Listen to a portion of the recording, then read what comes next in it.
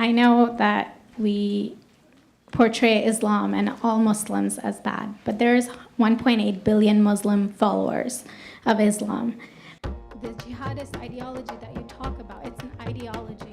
How can you ever win this thing if you don't address it ideologically?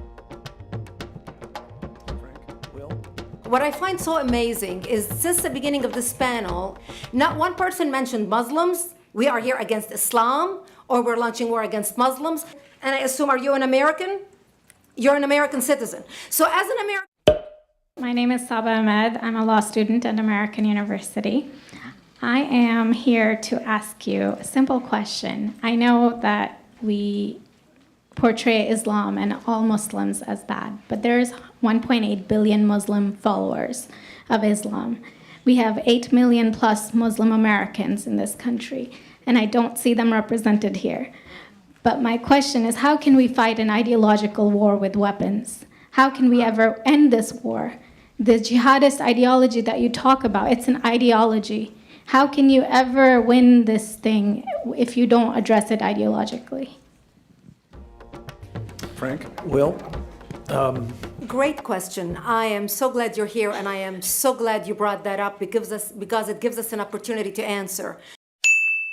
What I find so amazing is since the beginning of this panel, which we are here about Benghazi attack against our people, not one person mentioned Muslims. We are here against Islam, or we're launching war against Muslims. We are here to discuss how 4 Americans died and what our government is doing. We were not here to bash Muslims. You were the one who brought up the issue about most Muslims, not us. And since you brought it up, allow me to elaborate with my answer. There are 1.2 billion Muslims in the world today. Of course, not all of them are radicals. The majority of them are peaceful people. The radicals are estimated to be between 15 to 25%, according to all intelligence services around the world. That leaves 75% of them peaceful people. But when you look at 15 to 25% of the world Muslim population, you're looking at 180 million to 300 million people dedicated to the destruction of Western civilization. That is as big of the United States. So why should we worry about the radicals, 15 to 25%? Because it is the radicals that kill. Because it is the radicals that behead and massacre. When you look throughout history, when you look at all the lessons of history, most Germans were peaceful. Yet the Nazis drove the agenda. And as a result, 60 million people died. Almost 14 million in concentration camps. 6 million were Jews. The peaceful majority were irrelevant. When you look at Russia, most Russians were peaceful as well. Yet the Russians were able to kill 20 million people. The peaceful majority were irrelevant. When you look at China, for example, most Chinese were peaceful as well. Yet the Chinese were able to kill 70 million people. The peaceful majority were irrelevant. When you look at Japan prior to World War II, most Japanese were peaceful as well. Yet Japan was able to butcher its way across Southeast Asia, killing 12 million people, mostly killed with bayonets and shovels. The peaceful majority were irrelevant. On September 11th in the United States, we had 2.3 million Arab Muslims living in the United States. It took 19 hijackers, 19 radicals to bring America down to its knees, destroy the World Trade Center, attack the Pentagon, and kill almost 3,000 Americans that day. The peaceful majority were irrelevant. So for all I'm glad you're here. But where are the others speaking out? And since you are the Muslim representative,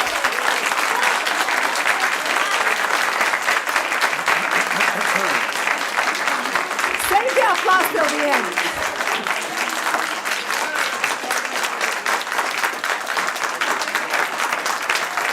Thank you.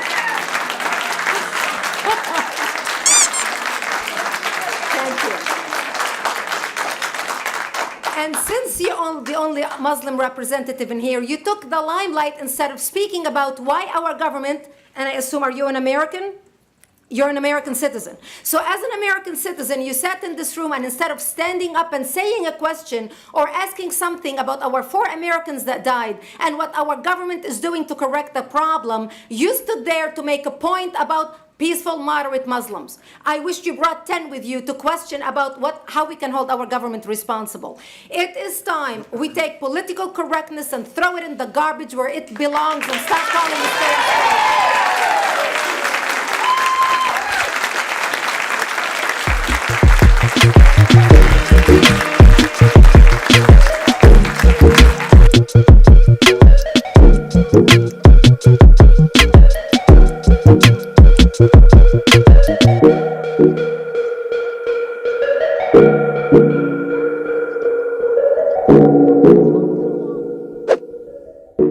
And there will be refreshments afterward. You go ahead. Comment. Thank you for your responses. And I do really hope that other Muslims will start showing up at these conservative forums. But, as a peaceful American Muslim, I would like to think that I'm not that irrelevant. I'm just as much an American, and I'm very deeply saddened about the lives that were lost in Libya. And I hope that we will find justice for their families. But I don't think that this war can ever be won by just the military. You have to you have to bring Muslims to the table to address this. I think So everyone thank you. agrees that it can't be won Everybody just agrees with militarily, and I think that everyone has said that. You tell me who the head of the Muslim peace movement is? I guess it's me right now, so thank you. Belongs and stop calling it state. Terrorism is not new. And it's only not directed at Israel only. This is why people think, oh my gosh, Hamas, we need to feel sorry for the poor Palestinians. People need to understand that.